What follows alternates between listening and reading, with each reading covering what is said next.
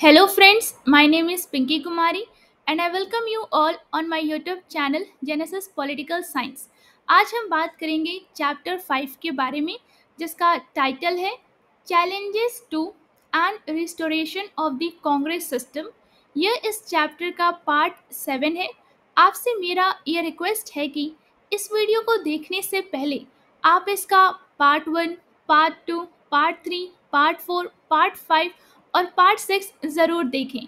आपको मैं यह भी बताना चाहूँगी यह इस चैप्टर का लास्ट वीडियो है और हम फॉलो कर रहे हैं आपकी NCERT text book that is politics in India since independence. चलिए हम इस चैप्टर को एक सिंपल और इजी तरीके से समझने की कोशिश करते हैं डायरेक्ट आपके एनसीईआरटी टेक्स्ट बुक के पेजेस को रीड करके।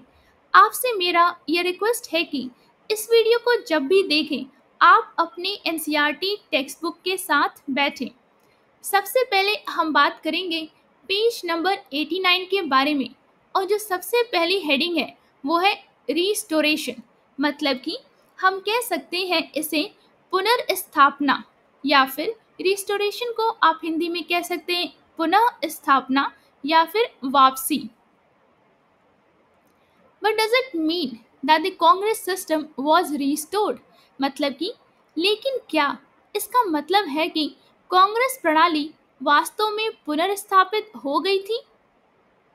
What Indira Gandhi had done was not a revival of the old Congress party. मतलब कि इंदिरा गांधी ने जो किया वह पुरानी कांग्रेस पार्टी का पुनर्जीवन नहीं था। In many ways she had reinvented the party. मतलब कि कई मायनों में उन्होंने पार्टी को नए रूप में गढ़ा था। यहाँ पे रीइन्वेंटेड को आप हिंदी में कह सकते हैं परिवर्तन करके नयापन लाना। The party occupied a similar position in terms of its popularity as in the past. मतलब कि लोकप्रियता के मामले में पार्टी की स्थिति पहले जैसी ही थी। But it was a different kind of a party. मतलब कि लेकिन यह अब एक अलग तरह की पार्टी थी। It relied entirely on the popularity of the supreme leader.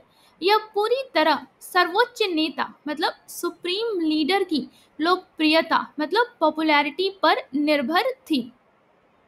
It had a somewhat weak organisational structure. मतलब कि इसकी संगठनात्मक संरचना मतलब ऑर्गेनाइजेशनल स्ट्रक्चर कुछ हद तक कमजोर थी। This Congress party now did not have many factions, thus it could not accommodate all kinds of opinions and interests. मतलब कि अब इस कांग्रेस पार्टी में कई गुट नहीं थे, इसलिए यह सभी तरह के विचारों और हितों मतलब कि ओपिनियंस एंड इंटरेस्ट को समायोजित मतलब एकोमोडेट नहीं कर सकती थी। While it won elections, it depended more on some social groups, the poor, the women, Dalits, Adivasis and the minorities। मतलब कि हालांकि यह चुनाव जीतती थी लेकिन यह कुछ खास सामाजिक समूहों मतलब सोशल ग्रुप्स, गरीबों मतलब द पुअर, महिलाओं द विमेन, दलितों, आदिवासियों और अल्पसंख्यकों मतलब माइनॉरिटीज पर अधिक निर्भर थी। This was a new Congress that had emerged। हम कह सकते हैं कि यह एक नई कांग्रेस थी जो उभर कर सामने आई थी। Thus, Indira Gandhi restored the Congress system by changing the nature of the Congress system itself। इसका मतलब हुआ कि इस प्रकार इंदिरा गांधी ने कांग्रेस प्रणाली को उसकी प्रकृति बदलकर पुनर्स्थापित किया। Despite being more popular मतलब कि अधिक लोकप्रिय होने के बावजूद the new Congress did not have the kind of capacity to absorb all tensions and conflicts। हम यह कह सकते हैं कि नई कांग्रेस में वह क्षमता नहीं थी कि वह सभी तरह के तनावों मतलब टेंशन्स और टकरावों को समाहित कर सके। That the Congress system was known for, मतलब कि जिसके लिए पुरानी कांग्रेस प्रणाली जानी जाती थी. While the Congress consolidated its position and Indira Gandhi assumed a position of unprecedented political authority, the spaces for democratic expression of people's aspirations actually shrank.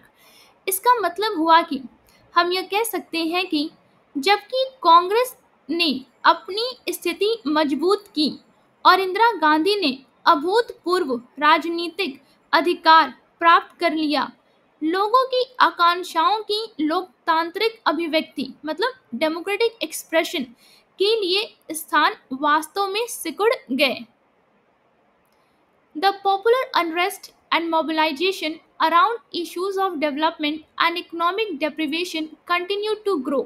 हम यह कह सकते हैं कि विकास और आर्थिक अभाव मतलब डेवलपमेंट एंड इकोनॉमिक डेप्रिवेशन के मुद्दों पर जन असंतोष मतलब पॉपुलर अनरेस्ट और आंदोलन मतलब मोबिलाइजेशन लगातार बढ़ते रहे.